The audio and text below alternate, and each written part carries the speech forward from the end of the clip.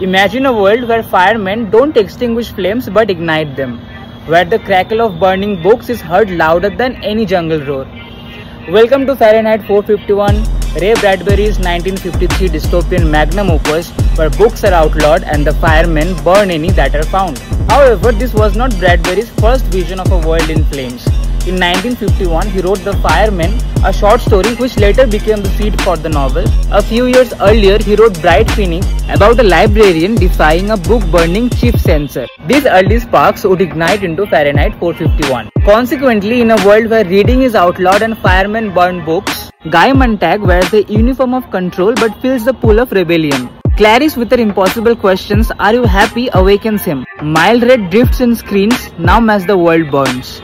Professor Favor whispers guidance through the flames, while the mechanical hound, needle-tipped and merciless, hunts like a feral champak. Her technology rings and ideas burn faster than paper. Sorry for the sudden background switch, it's just me trying to keep up with Bradbury's fire. Imagine a place where every night is a Lanka Dahan, with ideas offered like ghee into a yojana, sacrificed without a thought, as Montag watches a society consume its own wisdom in sacred flame. The title of the novel refers to the temperature at which paper ignites, a detail that Bradbury confirmed through the Los Angeles Fire Department. Every page in this novel is a little spark, every thought a tiny rebellion. When Fahrenheit 451 was published in 1953, America was in the grip of McCarthyism, with loyalty oaths, blacklist, and the HUAC silencing artists and writers under the suspicion of un-American ideas. The Cold War loomed large, with the Korean War recently ended, the hydrogen bomb tested in 1952, deepening anxieties of annihilation. At the same time, television was rapidly spreading into households, transforming culture into passive entertainment.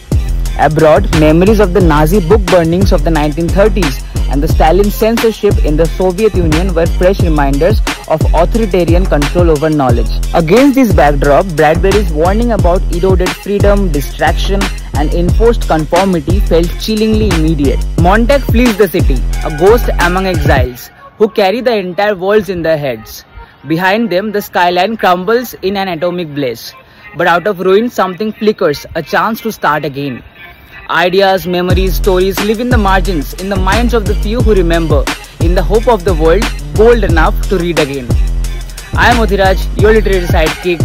I am here to fan the flames of curiosity and the fire of great books burning bright.